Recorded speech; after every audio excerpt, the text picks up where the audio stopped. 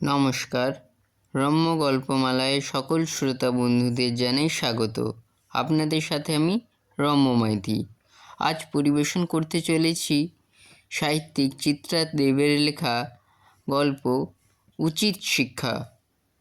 অঙ্কনে বিজন কর্মকার, গল্প পাঠে আমি রম্য মাইতি।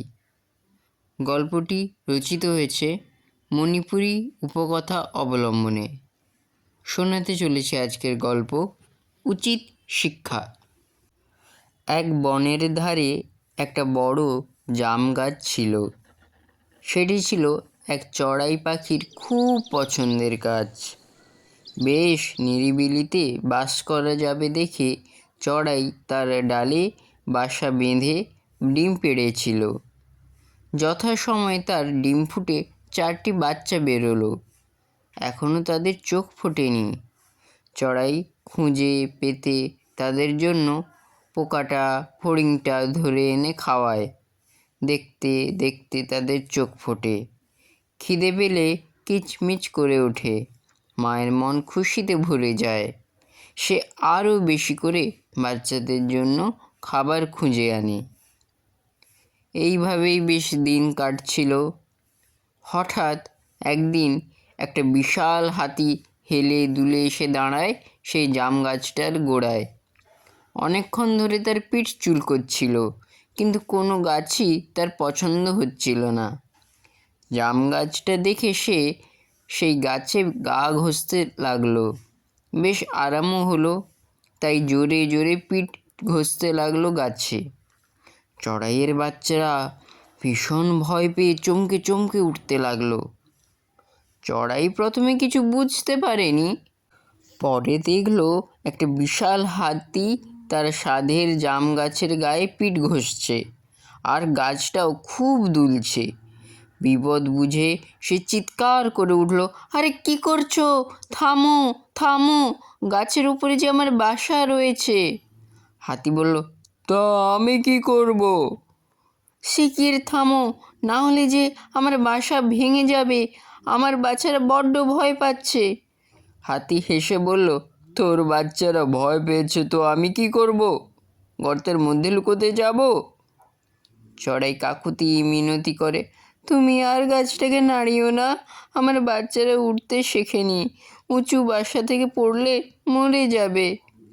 হাতির পিঠ চুলকে খুব আরাম লাগছিল, বলল, তাতে আমার কি? চড়াই যত মিনতি করে হাতি তত মজা পায়। সমানে গাছ নাড়িয়ে চলে আর বলে, আমার খুব আরাম লাগছে। হঠাৎ গাছটা ভীষণ দুলে উঠল। চড়াইয়ের কচি বাচ্চারা তাদের দুর্বল ডানা ঝাপটে ঝাপটে চ্যাঁ চ্যাঁ করতে লাগলো। এবার চড়াইয়ের খুব রাগ হলো। সে মিনতি করা ছেড়ে তীক্ষ্ণ স্বরে হাতিকে বলল, এই শেষবার বলছি, এক্ষুনি থামো, নইলে।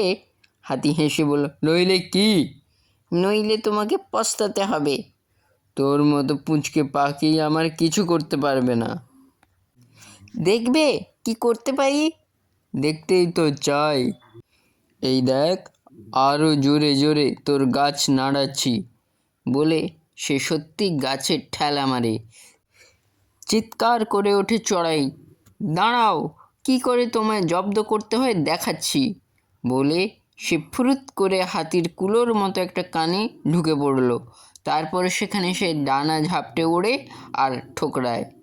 যন্ত্রণায় হাতি চিৎকার করে ওঠে, মাটিতে শুয়ে পড়ে, মাথা ঘষে ঘষে চড়াইকে মারতে চেষ্টা করে। কিন্তু তা পারবে কেন? চড়াই তো রয়েছে তার কানের ভেতরে। কাতরাতে কাতরাতে হাতি বলে, বড্ড লাগছে আমার, তুমি শিগগির বেরিয়ে এসো আমার কান থেকে, লক্ষ্মী বোনটি আমার। কানের ভেতর থেকে চড়াই বলে, তাতে আমার কি? এখানে উঠতে আমার খুব ভালো লাগছে। না না বোনটি, তুমি আমাকে বাঁচাও, আমি আর কখনো তোমার গাছ নাড়াবো না, আমার অন্যায় হয়ে গেছে, এইবারটি তুমি আমায় মাফ করো। চড়াই বলল, ঠিক বলছো? হাতি বলে, ঠিক। চড়াই এবার হাতির কান থেকে বেরিয়ে আসে। হাতিরও প্রাণ জুড়োয়। গাছের ডালে নিজের বাচ্চাদের কাছে ফিরে গিয়ে চড়াই বলে, গায়ে জোর আছে বলে গর্ব করা ভালো নয়। মনে রেখো, ছোট প্রাণীরও কিছু ক্ষমতা থাকতে পারে। হাতির ভালোই উচিত শিক্ষা হয়েছিল, তাই চিরকাল মনে রাখবো বলে হাতি সেখান থেকে দ্রুত চলে যায়। কেমন লাগলো আজকের এই গল্প? কমেন্ট বক্সে অবশ্যই লিখে জানান। গল্পটি ভালো লাগলে লাইক এবং শেয়ার করতে ভুলবেন না। পরবর্তীকালে আরও নিত্য নতুন নানা স্বাদের গল্প পেতে এখনই আমার চ্যানেলটি সাবস্ক্রাইব করে আমার পাশে থাকুন। ধন্যবাদ।